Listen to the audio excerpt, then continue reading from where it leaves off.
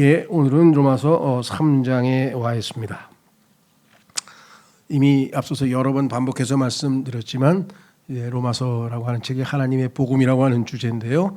하나님의 복음을 우리가 하나하나 이제 낱낱이 살펴가는데, 첫 번째는 하나님의 복음은 복된 소식이지만 출발은 죄로부터 출발한다 그랬어요. 진노, 하나님의 진노로부터 출발할 수밖에 없다. 왜냐하면 하나님의 진노의 대상인 자들에게 복된 소식이기 때문에, 왜 우리가 하나님의 진노의 대상인가, 왜 우리가 하나님의 심판의 대상인가, 또 왜 우리가 죄인인가, 이와 같은 것들을 확실하게 해두지 않고서 하나님의 복음을 전하면 전혀 은혜가 될 수가 없습니다. 왜냐하면 그게 우리가 죄인 사실, 우리가 그 죄의 형벌의 대상, 하나님의 진노의 대상이라고 하는 것이 얼마나 두려운 일이고 얼마나 참으로 나쁜 일인가를 우리가 잘 이해를 해야 하나님의 소식이 좋은 소식이고 복된 소식이 될 수 있는 것인데, 그렇죠?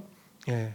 그래서 우리가 앞부분에서 좀 시간을 상당히 지체하면서 나름대로 차근차근 살펴보는 이유는, 그 중에 가장 중요한 것은 정확하게 소위 말하면 진단을 받고, 그러니까 진단이 정확하게 내려져야 이제 소위 말하면 치유책, 처방전이 나오겠죠. 3장 21절서부터는 이제 본격적으로 처방전이 나오는데, 오늘 아마 시간이 되면 3장 20절까지 할 수 있을 것 같아요. 잘하면.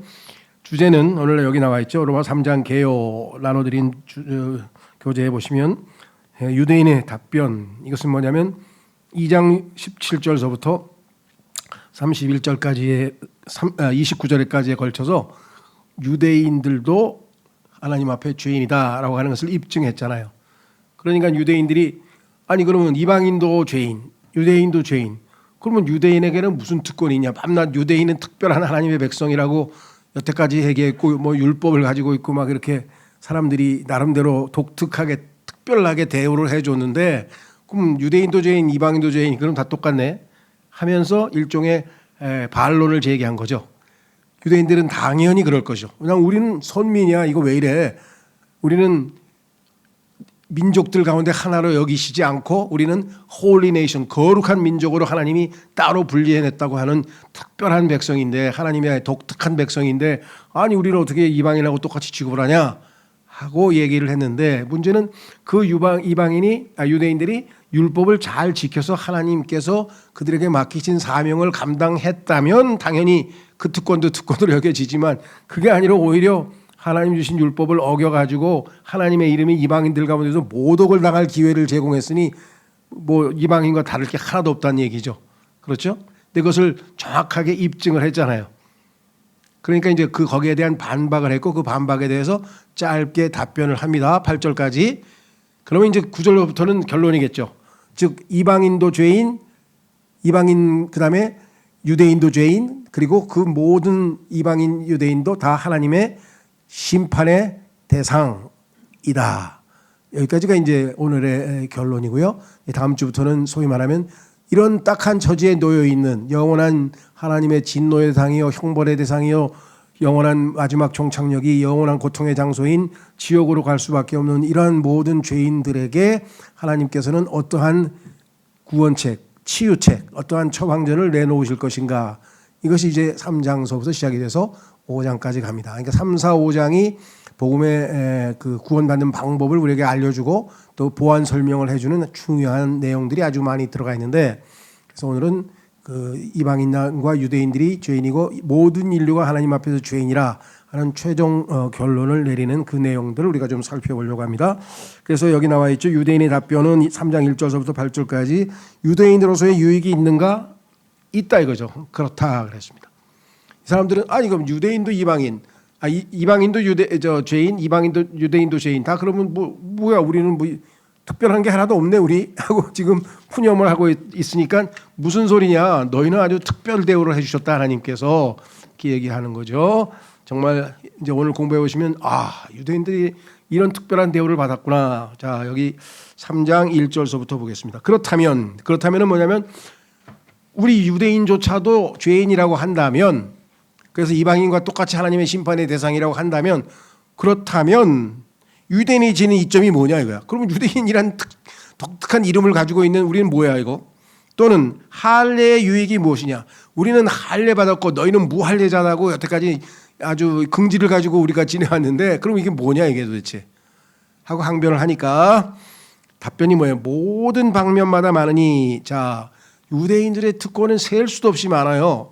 그중에서 제일 중요한 거 한 가지만 말했어요. 여기서는요. 무엇보다도 제일 특권이 뭐냐? 먼저 그들에게는 하나님의 신탁의 말씀들이 맡겨졌기 때문이라. 자, 요 신탁이란 말은 사실은 여러 세상에 여러 종교들에서 사용되는 것이죠. 특히 그리스에서 신탁을 받았다 그러면 하나님의 말씀을 받았다. 근데 그 받는 사람들이 대부분 보면 이교도의 제사장급이잖아요. 제사장급이 산에 올라가 가지고 예를 들면 그리스 사람들은 올림푸스 산에 올라가 가지고 거기서 신의 음성을 듣고 그거를 다 받은 사람이 제사장이 이제 하나님 것을 신탁을 받아 가지고 백성들에게 가서 하나님 말씀이다 하고 선포하잖아요. 그래서 하나님의 말씀이라는 표현도 있고 하나님의 계시라고 하는 표현도 있는데 굳이 여기서 신탁이라고 oracles of God 하나님의 신탁이라고 하는 말을 굳이 용어를 사용한 것은 유대인들이나 이방인들과 특히 로마 사람하고 그리스 사람들 다 그들에게 신탁이라고 하는 용어가 아주 빼버려. 이게 신탁의 말씀이야, 신이 하신 말씀이야 하고 제사장이 얘기하면 그냥 아주 엎드려 가지고 듣잖아요. 그런데 그 용어를 일부러 사용한 거예요. 그들도 사용하는 용어를. 그래서 신탁의 말씀들에서 여기는 일반적으로 쓰이는 말씀이나 또는 계시라는 말씀을 안 쓰고 신탁이라고 하는 용어를 특별히 썼다. 신탁의 말씀들이 맡겨졌기 때문이라. 그러니 얼마나 큰 특권을 받은 민족이냐 그랬죠. 그러면서 바로 그러면 어떤 이가 믿지 아니었다면 어찌하겠느냐. 그런데도 그 신탁을 받은 민족 중에서 유대인들이 믿질 않았잖아요. 예수님을. 당연히 그들은 누굴 기다렸습니까? 오실 거야. 메시아가 오신대 하고 구약에서 계속 약속을 하셨는데 그 메시아가 오신다고 하던 그분이 드디어 오셨어요. 예수님께서. 그런데 그분을 안 믿었단 말이죠. 그러면 하나님께서 유대인들에게 신탁을 주신 거 아무 소용도 없네. 왜? 안 믿었으니까. 그 안 믿는 자들을 다 심판하신다 그러니까. 그럼 유대인들은 아무짝에도 혜택을 받지 못하고 그냥 똑같이 죄인 취급받는 거네. 이렇게 되겠어요. 그러면 여기 나와 있죠. 그러므로 그들의 불신이 하나님의 신을 아주 효력이 없게 하겠느냐. 그 사람들이 유대인들이 하나님을 안 믿었다고 해서 하나님이 하신 약속이나 이러한 모든 것들이 다 쓸데없이 쓸모없이 전혀 아무런 혜택이 아무런 효과가 없다는 뜻이냐. 그런 건 아니라 이거죠. 안 믿은 사람이 잘못이지 하나님의 약속은 계속 이어져서 예수님께서 그 유대인들이 불순종한 것을 계기로 해서 이방인들에게 기회를 주신 거죠. 그래서 우리가 기회를 받아서 복음을 얻었으니까 하나님의 신실하심은 지속적으로 이어지고 나중에 또 유대인들이 이방인들이 그 하나님의 축복을 받는 것을 보고 질투가 나서 다시 돌아올 거 아니에요. 그래서 이번에는 또 분명히 예수님을 받아들일 거란 말이죠. 그런 모든 하나님의 일련의 계획들을 보면 하나님의 믿음은 확실하다. 전혀 문제될 거 없다 하고 답변을 합니다. 여기서 이제 잠깐 9장 4, 5절로 가셔서요. 많다 그랬잖아요. 여기서 한번 읽고 넘어가죠. 그때 가서 자세히 설명을 하겠습니다만은 내용은 길게 설명을 안 하고 모든 방면보다 많다라고 지금 3장 2절에서 얘기했는데 뭐가 그렇게 많다는 뜻이냐 이건 한번 확인만 하고 넘어가고요. 디테일한 내용은 9장에 가서 다시 공부하겠습니다. 자, 9장 4절로 가보십시오. 9장 4절.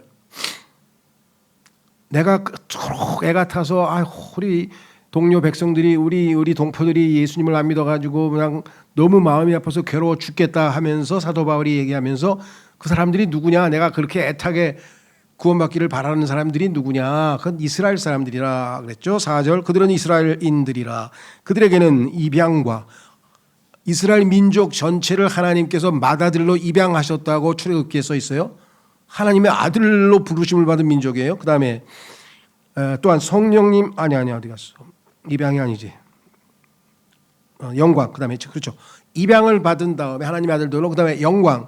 하나님께서 영광을 드러낸 것이 얼마나 자주 있습니까? 특히 출애굽 이후에 불기둥, 구름 기둥으로 해서 계속해서 하나님께서 영광이 그들에게 자주 나타나셨죠. 하나님의 영광을 본 민족. 그다음에 언약들, 모세와의 언약을 체결하고 다윗과의 언약을 체결하고 그렇죠. 계속해서 이들과는 하나님께서 언약, 아브라함과의 언약도 있고요. 언약 관계에서 특별한 대우를 해주셨다. 하나님과 언약을 체결한 민족. 그 다음에 네 번째 율법. 하나님께서 온 우주를 다스리는 통치에 해당하는, 우리로 치면 헌법에 해당하는 율법을 주셨고, 그 다음에 하나님을 섬김. 여기서 섬김은 예배 형식인데요. 유대인들이 예배드리는 형식 레위기에 보면 자세하게 써 있죠. 어떻게 짐승을 받아가지고 어떻게 하고 제사장이 어떻게 그것을 다 또 불에다가 태워서 뭐 이런 이 예식들이 있죠. 그 다음에 약속들, 하나님께서 나중에 어떻게 이들에게 복을 주실 것인지 약속들이 속해 있느니라. 조상들도 그들의 조상들이요. 이들의 조상 중에는 아브라함, 모세, 뭐 어마어마한 인물들이 쫙 조상들로 있고요. 그 다음에 결정적인 건 뭐냐? 여기 나와 있죠. 육체와 관련해서는 그리스도께서 그들에게서 나셨으니, 하나님께서 인간의 몸을 입고 찾아오실 때에 유대민족이라고 하는 유태인의 일원으로 태어나셨으니 이보다 더 특권을 받은 민족이 도대체 어디냐? 그렇죠. 그분은 모든 것 위에 계시는 분이에요. 유대인으로 태어나신 그분이 사실은 모든 것 위에 계시는 분이시요 영원토록 찬양받으시는 하나님이시라. 아멘. 하나님께서 인간의 몸을 입고 오실 때 유대인으로 이 땅에 태어나서 수백 개의 민족들이 있는데 그렇게 많은 축복을 받았는데 그중에서 더 중요한 건 뭐예요? 하나님의 신탁의 말씀, 하나님의 말씀을 맡았고 그것을 모든 이방인들에게 전달해서 복의 근원이 되라고 그런 임무를 받은 사람들이 이스라엘 사람이니까 너희에게 얼마나 큰 특권이 있는데 무슨 불평이냐 하면서 사도 바울이 이제 얘기를 했습니다. 자, 다시 로마서 3장으로 가셔서 이제 거기에 대자 뭐라고 또 유대인들이 불평을 했느냐. 3절에 그런데 안 믿었으면, 그렇다고 해서 안 믿으면 하나님께서는 아무짝에도 하실 일이 없지 않냐. 왜? 약속을 했는데 이스라엘을 안 믿었잖아. 이스라엘에게 책무를 주셨는데 순종을 안 해버렸잖아. 그렇다고 해서 하나님의 믿음이 무효화된 건 아닙니다. 하나님께서는 그 이스라엘의 불신을 이용해서 이방인들에게 복음을 주시고 다시 질투를 내게 하셔서 유대인들에게 복음을 주시고 하나님의 계획에는 아무 차질이 없이 하나님께서 신실하게 다 이끌어 가신다 이 말이죠. 그래서 하나님의 신의를 아무 효력이 없게 하겠느냐? 절대 그럴 수 없다. 왜? 하나님께서 금하시기를 원하라. 그렇게 하시지 않도록 하시기를 원하노라. 진정 하나님께서는 참되시나. 하나님께서는 참되시기 때문에 자신이 계획한 모든 계획과 경륜을 하나하나 그대로 이루어 가시는데, 반면에 인간은 계속해서 어떤 존재입니까? 여기 나와 있죠. 저마다 모든 사람은 저마다 거짓말쟁이로다. 기록된 바와 같이 당신께서 친히 말씀하신 것들로 정당함을 입증받으시려 하시며 당신께서는 판단받으실 때 이기려 하시나이다 하였도다. 하나님이 하신 말씀이 정당함을 입을 수 있는 것은 뭐냐면 말씀하신 그대로 마지막까지 완성되잖아요. 그대로 성취되잖아요. 그러니까 하나님께서 당연히 정당함을 입증받을 뿐만 아니라 그 다음에 뭐예요? 중요한 거는 여기 뒤에 있네요. 당신께서는 판단받으실 때 애기려 하심이나이다. 자, 원래 하나님은 판단하시는 분이죠. 그래서 시편 51편에 이게 인용된 데가 시편 51편인데 그때는 하나님께서 판단을 내리시는 거예요. 심판을 하시는 거예요. 그러면 하나님의 심판이 정당한 심판입니다. 오늘날의 우리나라 판사들은 누가 제대로 판사를 하는 건지 판단을 하는 건지, 하나님은 안 그래요. 하나님은 판단하시면 정확하게 올바로 판단해서 항상 적합한 판단을 내리시는 분이신데 거기에 대고 죄인들이 뭐라 그래요? 하나님을 판단하네요. 들어. 하나님이 너는 이러이러해서 너는 지옥. 아니 제가 왜 지옥입니까? 조금 전에 이 사람은 분명히 하늘나라로 가신다고 말씀하셨는데 이 사람하고 저하고 한번 비교해 보십시오. 인생에 누가 더 의롭게 살았나? 이 사람의 인생과 제 인생을 한번 비교해 보십시오. 제가 객관적으로 봤을 때 훨씬 더 의롭고 도덕적으로 깨끗하게 살았습니다. 그런데 하나님 뭐라 하시겠어요? 네 말이 맞다. 그런데 왜 너보다 형편없는 사람하고 비교를 해? 비교를 하려면 내 아들하고 비교해야지. 내 아들하고의 삶과 비교해서 저울로 달았을 때 네가 평행을 이루어서 한쪽으로 기울면 너는 끝이야. 내 아들하고 비교해서 내 아들과 같은 의로운 삶을 살 때만 내가 받아들인다 그랬는데 네가 내 아들과 비교했을 때 동등한 수준의 삶을 살았겠느냐? 아니죠. 그래서 내가 정한 기준에 의하면 너는 지옥이야. 이해가 되냐? 그래서 여기 나와 있죠. 판단 받으실 때 이기려 하심이라. 마지막에 가면요. 얼마나 많은 사람들이 하나님 앞에 항변을 하고 대들지 몰라요. 예, 요즘에도 우리나라에는 뭐 항변하고 싶은 사람이 또 항변을 하고 뭐 헌법 소원인지 무슨 이상한 걸 하나 만들어 가지고 대법원에서 판결을 해도 그래 난 그건 못 받아들여 나 한 번 더 할래 막 이런 거 있잖아요. 하나님께서는 한 번 내리면 끝이에요.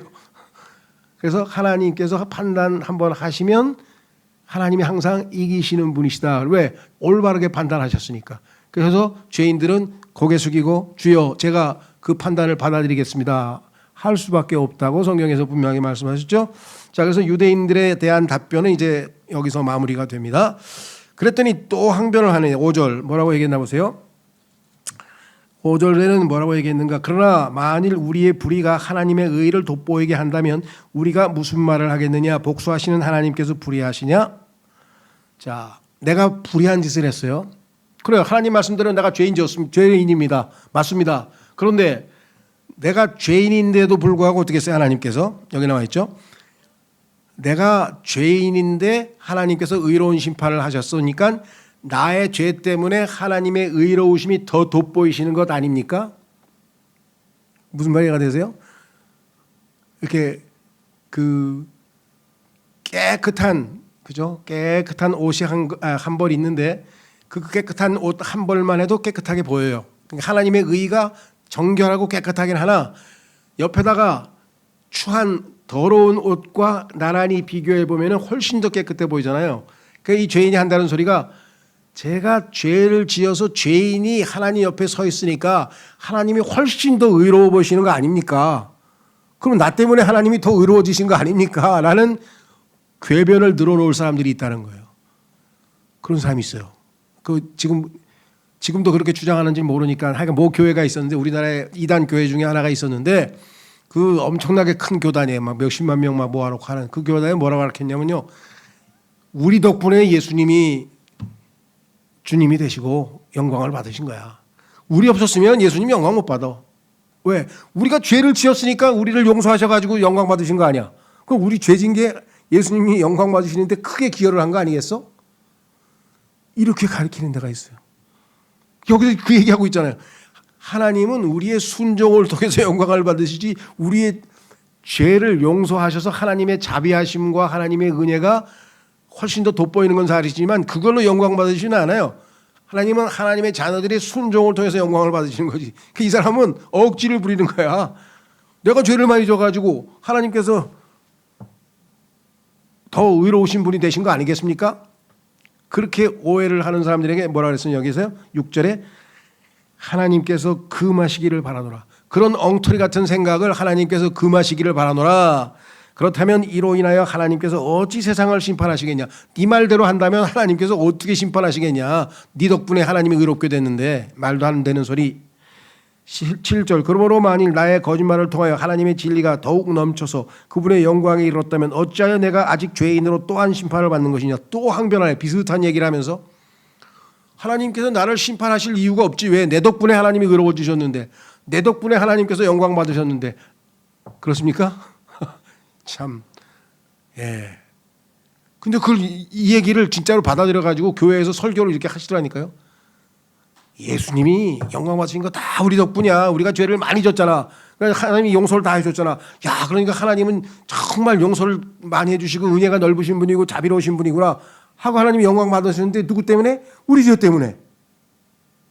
이런 말들을 하는 사람들이 예전에도 있었고 요즘에도 있어요. 그래서 성경에서 지금 그게 하나님께서 그런 잘못된 오류를 금하신다고 지금 선언을 해놓은 거예요, 이게. 그래서 서양 사람들은 요즘에는 하나님께서 금하시느니라고 하는 말은 직역을 안 하고 의역을 해서 절대 아니다 이렇게 번역을 해요. 그러니까 이제 번역하시는 분들 중에서도 야 이거는 하나님께서 금하시느라는 이건 너무 직역이다. 이거 절대 아니다. 왜냐하면 킹제임 성경을 번역하신 분들도 대부분이 절대 아니라고 번역을 했어요. God forbid. 그 말은 의미는 맞아요. 근데 뭐 never라든가 absolutely not 뭐 이렇게 얘기한 게 아니라 여기서는 God forbid 했으니까 하나님께서 금하시기를 원하노라 할 정도는 뭐 절대로 안 된다는 말에 훨씬 더 성경적 표현이죠. 무슨 말이 되겠어요? 네, 그래서 직역을 하셨는데 저는 제가 볼 땐 괜찮은 것 같아요. 자, 그래서 다시 이제 8절 그리하면 차라리 만약에 그렇다면 차라리 우리가 중상모략을 당한 듯이 또 어떤 이들이 우리가 이같이 말한다고 주장하듯이 사도 바울이 그렇게 가르쳤다는 거예요. 사도 바울이 그러는데 율법 아무짝에도 쓸모없대. 그 율법 지켜도 소용없대. 다 하나님이 은혜로 구원 주셨대. 이렇게 얘기를 하더라는 거죠. 그래서 뭐라고 얘기했느냐? 우리가 악을 행하여 선이 이루어지게 하자고 하지 않겠느냐. 악을 행하면 선이 이루어져. 왜? 하나님의 영광을 받으시니까. 그런 자들의 단죄는 정당하니라. 그런 허튼 소리 하는 궤변을 늘어놓는 자들의 단죄는 심판은 정당하니라. 인간의 궤변. 여러분들 헬라 철학자들 중에 보면은 소피스트라 해가지고 궤변 늘어놓는 사람들이 있죠. 예. 그 사람들의 논법을 여기다가 갖다가 써먹은 거예요. 세상 철학을 갖다가. 자, 그래서 우리는 이제 전혀 아니다. 그래서 지금 여기 교재에 보시면 유대인으로서의 유익이 있는가? 그렇다. 많이 있다. 근데 그들의 실패가 유대인들의 예수님을 안 믿었다고 해서 그럼 하나님의 약속을 무효로 만드느냐? 아니다. 하나님은 유대인의 실패와도 상관없이 끝까지 자신의 뜻을 관철하신다. 하나님의 심판이 불의한가? 우리 덕분에 하나님께서 의롭게 되시고 영광 받으셨는데 왜 우리를 심판해? 라고 불평했는데 그게 옳은가? 아니다 이거죠. 이해가 되셨죠? 그래서 이제 논리적으로 이들의 입을 하나님께서 막으신 거지. 입을. 그렇죠? 예, 입을 딱 막으신 거예요. 자, 그러면 유대인도 확실하게 죄인, 유대인의 반박도 다 논리적으로 설명을 했습니다. 그렇다면 이제 속된 말로 최종 결론, 마지막 결론은 뭐냐? 그게 바로 9절에서 20절이에요. 그러니까 1장서부터 3장 8절까지에 이어지는 모든 1장 18절서부터 이제 하나님의 복음이 시작이 돼서 하나님의 진노라고 하는 단어로부터 시작해가지고 여기까지 하나님의 진노라고 시작해서부터 시작해가지고 그들의 단죄는 정당하니라. 여기까지죠. 처음과 끝이 맞죠? 예, 하나님의 진노가 나타났는데 이렇고 저렇고 쭉 끝에 가서 그들의 단죄는 정당하다. 그러니까 모든 사람은 죄인이다. 그것을 최종적으로 결론을 내리면서 참 놀랍게도 9절서부터 20절까지 해서 구약 성경을 7군데를 인용합니다. 사도 바울은 정말 성경에 능통한 것 같아요. 자기가 입증하려고 하는 논지를 딱 입증할 때 무엇을 사용하는가? 정확하게 구약 성경을 인용하는 거예요. 성경을 딱 인용해서 말씀대로 해서 자, 죄인 맞지? 더 이상 항변 없지? 이렇게 해서 입을 막는 거죠. 자, 보세요. 9절부터. 하나님의 판결은 사람은 모두 죄인이다. 어떻게 했느냐? 9절. 그렇다면 무엇이냐? 자, 그렇다면 이제 결론 내린다. 자, 그렇다면 무엇이냐? 우리가 그들보다 더 나으냐? 우리는 유대인입니다. 바울이 유대인이니까 우리가 그들은 뭐야? 이방인. 우리가 그들보다 더 나으냐? 절대로 아니니라. 이는 우리가 앞서 유대인들과 이방인들 모두를 입증하여 그들이 다 죄 아래에 있다고 말하였기 때문이라. 이제껏 내가 다 설명하지 않았느냐? 자, 그래서 하나님께서 뭐라고 얘기하셨는가? 모든 인간들에 대해서 첫째 기록된 바와 같이 이거 아마 나중에 우리가 이제 다 찾진 않겠습니다. 이제 전도서에서 이제 기록 인용한 것 같아요. 그 다음에 나머지 5구절은 시편에서 그리고 한 구절은 또 이사야서에서 이렇게 7개의 구절을 인용했는데 여기 보시면 뭐라고 되어 있는 거 아니? 의로운 자는 없나니 없도다 한 사람도 없도다. 하나님의 첫 번째 선언이 의로운 사람이 단 한 사람도 없대요. 여러분 생각 어떠세요? 저 의로운 사람 많아요. LG 의인상 받은 사람 나 알아요. 이수연 씨가 일본에 가가지고 그냥 일본 사람 구하려고 그냥 지하철에서 그냥 떨어져가지고 그 일본 사람 구해주고 그 사람 대신 죽어가지고 지금 일본에 그 지하철역에 가면은 의인 이수연 해가지고 거기에 다 동상도 세워놓고 막 사람들이 꽃다발도 갖다 놓고 막 숭배도 하고 그러는데 그 사람뿐인 게요. 뭐 의인 얼마나 많아요. 인간적으로 보자면 의로운 사람들 많아요. 그렇죠? 예. 바르게 산 사람이 우리 조상들 중에서도 훌륭한 사람 꽤 있죠. 그러나 이런 거예요. 자, 여의도에 가면 지상 1층짜리 건물도 있고 5층짜리 아파트도 있고 10층, 15층짜리 아파트도 있고 제일 높은 게 63층이잖아요. 63층 무슨 63빌딩도 있잖아요. 그러면 그것끼리 비교하면 63빌딩이 최고죠. 그렇죠? 예. 근데 문제는 어디에 있어요? 하나님의 기준은 셋째 하늘까지 와야 돼. 그렇게 거기까지 다다른 게 누가 있냐? 그러니까 하나님의 기준에서 보게 되면은 말씀드렸죠. 유대인이면 613가지의 율법을 평생 단 한 개도 어기지 아니하고 살아야 돼. 평생. 근데 한 명도 없어. 이방인의 경우에는 양심을 단 한 번도 어기지 아니하고 평생 살아야 돼. 한 번이라도 양심을 어기면 유죄야. 이방인도 없어. 그래서 하늘에서 하나님께서 쭉 내려가보다 의인은 없나니 단 한 사람도 없다. 이해가 되세요? 그런 사람은 이 세상에 누가 있겠어요? 나중에 뭐예요? 그 한 사람을 찾고 있는 거예요. 하나님께서. 이 죄인들을 대신해서 죽어야 할 의인 한 사람을 찾는데 없어. 한 사람도 없어. 그래서 뭐예요? 예수님께서 아무래도 제가 가야 될 것 같습니다 하고 아버지께서 원하시는 대로, 아버지가 기대하시는 대로, 왜 아버지는 한 사람도 없도다 하고 지금 한탄을 하고 계시잖아요. 이 땅에 죄인들을 대신할 인간이 단 하나도 없어. 의인도 없어. 그래서 하나님은 의인이 필요해. 죄인들을 용서하시려면 의인이 죄인들을 대신해서 죄값을 치러야 돼. 아버지 제가 가겠습니다. 그 33년 동안 살았어. 613가지 율법을 단 하나도 어기지 않았어. 평생 동안 양심에 단 한 번도 어긴 적이 없어. 33년 반을 완전하게 살았어. 그래서 하나님 보시기에 네가 유일하게 자격이 있구나. 죄인들을 대신해서 죽을 수 있는 자격이 있다. 아버지의 뜻을 따라 제가 대신 죄값을 치르겠습니다. 십자가에 저를 못 박아 주십시오. 이게 된 거 이렇게 이해가 되세요? 자, 그래서 여기 보시면 11절서부터 이제 16절까지 11절서부터 16절까지 쭉 설명을 합니다. 이해하는 자도 없으며 하나님을 찾는 자도 없다. 그러니까 하나님께서 하늘에서 내려다보니까 의인도 없어. 그다음에 뭐예요? 이해하는 자가 없어. 이 세상에 있는 사람들 중에도 똑똑하고 언더스탠딩 이해 많이 하는 것 같지만요, 전혀 아닙니다. 우리는 성경에서 보면은 제일 중요한 것을 이해했어요. 여러분들이 뭘 이해했는지 아세요? 히브리서 11장에 보면은 우리는 믿음으로 하나님께서 이 세상을 지으신 것을 이해하며, 그게 우리예요. 우리는 이 우주 만물 제임스 웹 망원경으로 막 찍어가지고 이 지구의 역사가, 우주의 역사가 138억 년이라 그래가지고 막 온 우주를 사진을 찍어놨잖아요. 그 모든 것을 하나님께서 말씀으로 창조하셨다는 것을 우리는 믿음으로 understand, 이해한다고 히브리서에 써 있어요. 그런데 죄인들 중에 그거 이해하는 사람 있어요? 우리는 구원 받았으니까 믿음으로 이해하지. 믿음이 없는 사람들은 이해를 못하죠. 이 엄청난 걸 빛이 있으라는데 빛이 있었다고? 우리는 이해하죠. 왜? 하나님 말씀대로 믿으니까. 믿음으로만 이해가 되는 겁니다. 영적인 진리는. 그렇죠. 자, 그 다음에 뭐예요? 하나님을 찾는 자도 없도다. 여러분 생각은 어떠세요?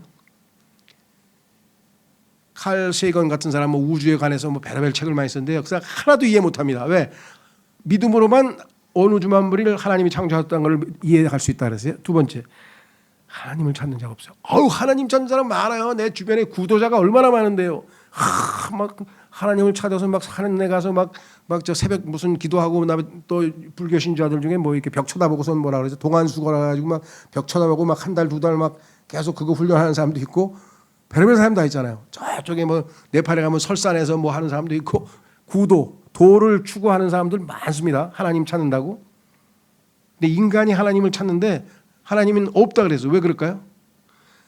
이 인간들이 찾는 신은, 하나님은 자기들이 만들려고 하는 신이야. 자기들의 마음에 드는 신을 찾고 있어. 하나님은 나는 온 우주 만물을 창조한 창조주다. 나는 거룩하고 의롭도다. 너희 모두는 내 앞에서 죄인이다. 너희는 내게 와서 회개하고 내 아들을 믿으라. 이렇게 말씀하신 그 하나님을 찾는 인간은 하나도 없더라는 거죠. 그래서 하나님께서 어떻게 했어요? 답답하셔는 제가 한 얘기고, 답답하셔가지고 내가 가야겠구나, 내가 가야 되겠어. 얘네들은 지금 엉뚱한 걸 찾고 있어. 그래서 예수님이 뭐예요? 이 땅에 있는 미물, 인간, 제일 작은 미물을 visit, 방문하셨다고 시편 8편에 써 있잖아요.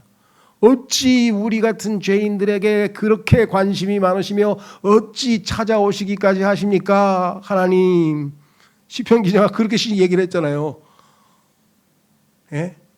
아니 저 예전에 모르겠어요. 조선시대에 제일 멀리 그 제일 죄 많은 사람이 가서 저 귀양 가는 데가 뭐 모르겠어요. 예를 들자면 제주도의 마라도라고 합시다. 제주도의 마라도 같이 쫙 구석진 데 있는데 거기를 왕이 직접 찾아간 거예요. 가서 보살펴주고 잘 먹고 사는지 예를 들면 온 우주 만물의 창조주께서 먼저 찾아오셨어. 왜? 인간이 찾는 자가 없어. 찾는 자 많은데 엉터리 신을 찾고 있어. 문제는 그게죠. 엉터리 신. 하나님을 찾는 사람은 하나도 없어. 하나님은 자기를 찾는 분이 하나도 없다 그랬어요. 자, 그 다음에 뭐라 그랬습니까? 그들이 다 길에서 벗어났으며 예수님이 뭐라 했어요? I am the way. 내가 곧 길이다. 그런데 그 길에서 하나님이 정하신 길이 예수님인데 그 길로 와야 하늘에 올 수 있는데 아버지께로 올 수 있는데 그 길로 안 오고 딴 데로 가요. 딴 길로 가요. 근데 대부분 다 뭐냐면 자기 길로 가. 그래서 그걸 뭐라 그래요? My way라는 거예요. My way. 프랑크 시나트라가 달래 부른 게 아니에요. 이 세상에 있는 모든 인간들은 다 자기 길로 가려고 그래요. 나는 이 길로 가겠다. 내가 내 인생의 길을 정하겠다. 내 인생 길을 정하겠다. 그러죠. 자, 그래서 하나님 보시기에는 하나님이 정해놓은 길은 the way of the Lord, 주의 길이라고 성경에 써 있어요. 그 주의 길은 뭐예요? I am the way, 내가 길이라고 하신 예수님이에요. 그래서 예수님께서 나로 말미암지 않냐고는 아버지께로 올 자가 없다 그랬단 말이에요. 아무도 아버지께로 못 가. 그래서 가게 해주시기 위해서 길이신 예수님이 오셨어요. 하나님을 찾는 데도 없어요. 그다음에 그들이 함께 무익해졌도다. 무익한 거 아시죠? 아무짝에도 쓸모없어요. 선을 행하는 자가 없나니 없도다. 단 한 사람도 없도다. 여러분 중에는 가만히 있어봐. 나 옛날에 착한 일 많이 했는데. 여러분 착한 일 많이 하셨죠? 예수 믿기 전에도. 그 착한 일 맞아요. 인간의 눈에 보면은 참 착한 사람 많아요. 우리 주변에도 깜짝 놀라. 저 사람 예수도 안 믿는데 왜 이렇게 착하지? 그런데 그 착함은 하나님 보시기에는 착함이 아니야. 다 동기가 불순물해. 겉으로는 깨끗한 것 같은데 뿌리가 더러워져 다 썩었어. 그러니까 인간의 마음은 썩었다 그랬잖아요. 부패했다 그랬잖아요. 가장 부패한 것이 인간의 마음이라 그랬잖아요. 그 속에 숨겨져 가지고 오염된 그런데 겉으로 보기에는 괜히 멋있는 사랑. 그렇죠. 보니까 막 연예인들 돈을 얼마나 버는지 막 무슨 BTS는 어디 가서 10억을 병원에다가 기부하고 어떤 노래하는 사람 2억 기부하고 막 억 단위로 막 기부를 하는 거예요. 얼마나 이 환자들이 불쌍했으면 저렇게 큰 사랑이 어디 있습니까? 하고 여러분 생각에는 저렇게 선한 사람도 있습니다. 하지만 그 이제 인간들이 보기에 저도 인정해요. 그걸 선하다고. 근데 하나님 수준에서 봤을 때는 불순물이 들어있는 것이다. 선하지가 않다 그랬어요. 자, 그 다음에 하나님 뭐라 그랬어요? 예수님께서 청년이 와가지고 부자 청년이 와가지고 선한 선생님이요. 제가 어떻게 하면 영생을 얻을 수 있습니까? 그랬더니 네가 와 나를 선한 선생님이라고 하느냐. 선하신 분은 이 세상에 하나님 한 분밖에 없느니라. 그 얘기는 뭐예요? 그러니까 네가 나를 하나님으로 인정하고 온 거냐? 아니죠, 사실은. 그러니까 넌 지금 뭘 잘 몰라 이렇게 된 거죠. 선하신 분은 예수님 한 분밖에 없다 하시죠. 하나님 한 분밖에. 자, 그다음에 뭐라 그랬습니까? 한 사람도 없다 그랬어요. 13절. 여기서부터 이제 구체적으로 인간의 육체, 인간이 가지고 있는 신체 제일 위에서부터 시작해서 성경에 보면은 귀, 눈 다 있어요. 그런데 여기서는 전부를 다 할 수 없으니까 제일 몇 가지만 예를 듭니다. 그들의 목구멍은 열린 돌무덤이라. 목구멍에 돌무덤. 유대인들이 돌무덤에다가 시체를 묻었거든요. 그러니까 인간의 목구멍이 열린 돌무덤이래요. 얼마나 죄송합니다. 썩는 내가 나는지 뭐가 다. 그랬더니 어떤 목사님은 아주 적나라하게 다 씹어가지고 그냥 더러운 시체들만 목에다 다 집어넣잖아요. 고기도 잘근잘근 씹어가지고 그렇게 다 시체를 목구멍에다 집어넣으니 냄새 안 나겠어요? 그래서 그런 설교를 또 하시는데 일리가 있어. 그랬더니 옆에 있던 목사가 산낙지도 있어요. 그러니까 그래도 그걸 씹어서 죽여가지고 집어넣잖아요.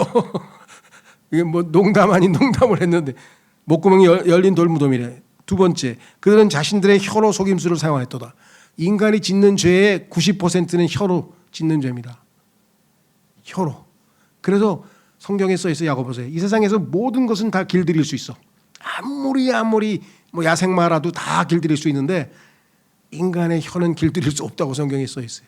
인간의 혀는 딱 한 분만이 통제할 수 있어요. 우리가 예수 그리스도께 성령님께 우리의 혀를 의탁하면 성령님께서만이 내 혀를 통제할 수가 있어. 그렇지 않으면 인간은 통제가 안 돼. 혀로 뭐예요? 속임수를 사용하였도다. 이건 뭐 설명도 필요 없죠. 지금 벌어지고 있는 부분. 독뱀들의 독이 그들의 입술 아래에 있었느니라. 입에서 독이 들어있어요. 독. 그런 자들의 입은 저주와 신랄함이 가득하니라.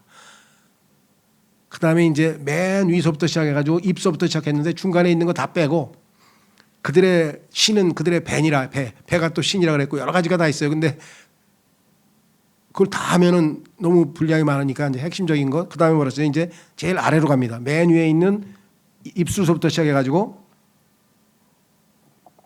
15절 그들의 발은 피 흘리는 데 빠르니라. 뭐 전쟁이 끊임없이 이루어집니다. 끊임없이. 그렇죠? 그것뿐만 아니라 살인 얼마나 많이 사람들을 죽이는지 몰라요. 요즘은 막 그 스토커도 많고 쫓아다니면서 막 너무나 잔인하게 그런 악한 행동들이 그냥 너무 자연스럽게 일어나가지고 저는 깜짝 놀랐어요. 거의 모든 텔레비전 프로그램 중에서 보면은 다 그런 살인자 살인 행위를 이제 그 뭐 해설하는 형사들이나 이런 사람이 나와가지고 그게 뭐 어떻게 해가지고 수사를 어떻게 맨 그런 얘기만 하더라도 야 이거 뭐 하는 거야 그랬더니 보니까 뭐 살인의 종류가 상상을 초월하는 종류들이 많아요. 그죠?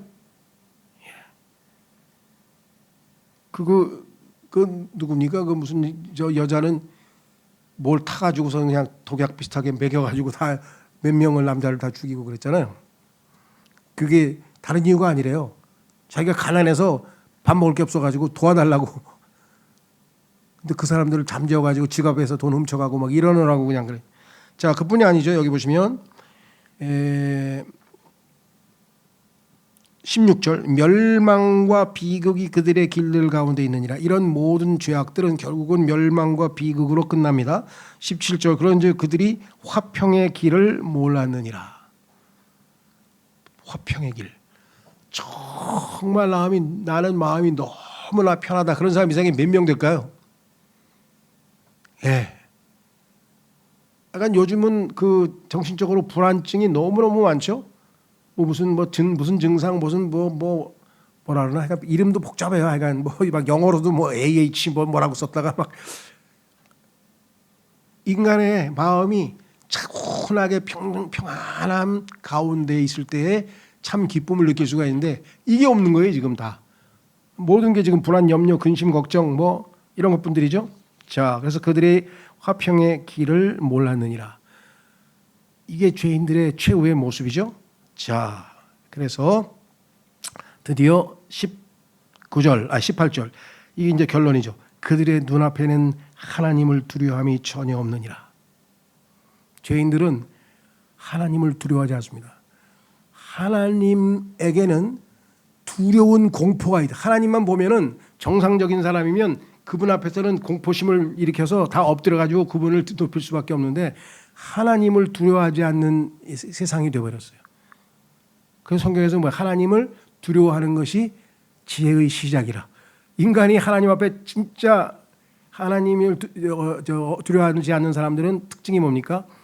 어리석은 자는 그들의 마음속에 이르기를 하나님이 없다 하더라. 그러니까 무신론자들은 다 성경에서 어리석다 그랬는데 이 사람들이 나중에 하는 짓을 보면 전부 지금 여기 나와 있는 짓을 하는 거예요. 죄악된 짓을 하죠. 그리고 마지막 순간에는 하나님을 두려워함이 전혀 없느니라. 성경에 보니까요. 그에게는 아무런 두려움도 없다. 즉 전혀 두려움을 안 갖는 존재가 이 세상에 하나 있어요. 하나님이 창조한 창조물 중에 그가 누구냐?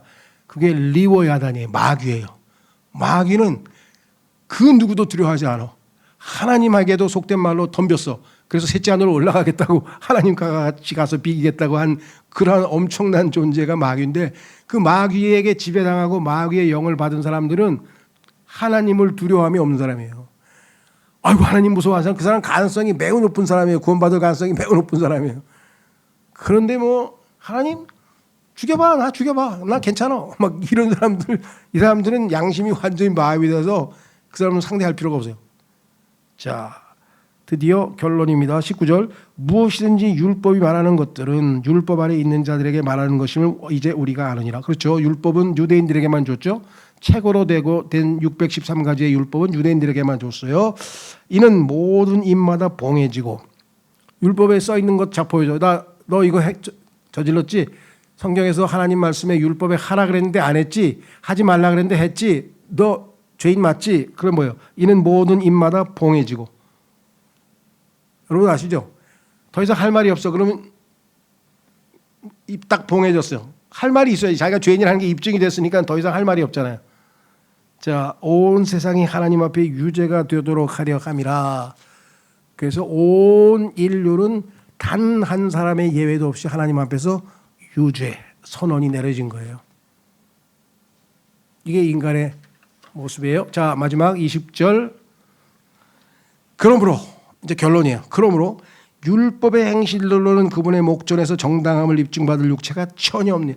단 한 사람은 또 유대인이 됐든 이방인이 됐든 그 누구도 율법의 행위로 하지 말라 하라 하지 말라 하라 하지 말라 하라 그게 총 613가지인데 그 하지 말라 하라 그거로 완전히 100점 맞아서 하나님 앞에서 무죄 선고받을 인간은 단 하나도 없다. 이는 율법으로는 죄를 알게 되기 때문이라. 여기 이제 결정적으로 중요한 거예요. 자, 하나님께서 율법을 주신 목적이 뭐예요?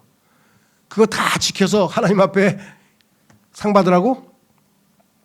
아니죠. 목적이 뭐예요? 그거를 보니까 아이고야 나는 뭐 너무너무 많이 죄를 졌는데 나 죄인이네.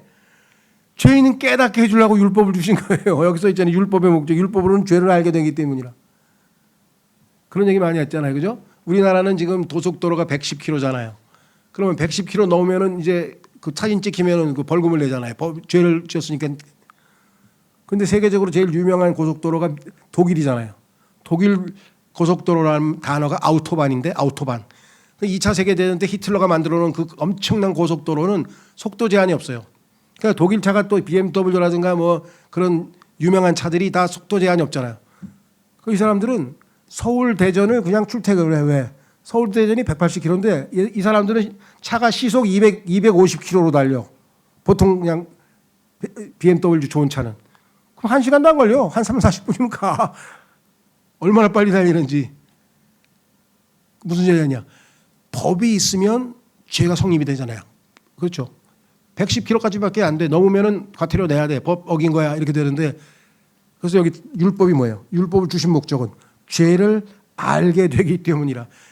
하나님이 얼마나 자상하세요. 너희가 죄인인지 아닌지도 모르고 그냥 기분 내고 지멋대로 살다가 영원한 멸망으로 가는구나. 잘 봐. 유대인들 율법 613가지 너 지키나 안 지키나 봐. 지키려고 막 노력해. 어리석은 자구나. 빨리 못 지키는 걸 알아야지. 빨리 못 지키는 걸 알고 정신 차려서 하나님께로 회개하고 돌아와야 돼요. 이방인도 마찬가지예요. 양심대로 살아? 네가 양심대로 100% 살아? 너 못 살아. 왜냐하면 율법의 내용이 마음에 기록되어 있잖아요. 그래서 양심은 마음에 기록된 율법이야. 책에 기록된 율법은 유대인에게 줬고 마음에 기록된 율법은 양심은 이방인에게 줬는데 그 이방인들도 뭐예요? 양심이 있으니까 양심에 어긋나는 일을 하면 나 죄인이구나 죄책감을 느끼잖아요. 그럼 어떻게 돼요? 하나님께 용서받아야지. 하나님께로 올 수 있는 상황을 만들어주기 위해서 하나님이 다 예배해놨는데 인간의 그 자기의 고집, 교만으로 해가지고 악착같이 하나님 품으로는 안 오고 자기 힘으로 의롭게 되려고 노력하는 거. 이게 종교인들이에요. 이게 종교인들이라고. 그 얼마나 비참해요. 안 되는 줄 아는데 왜 했을까? 지금도 하고 있잖아요.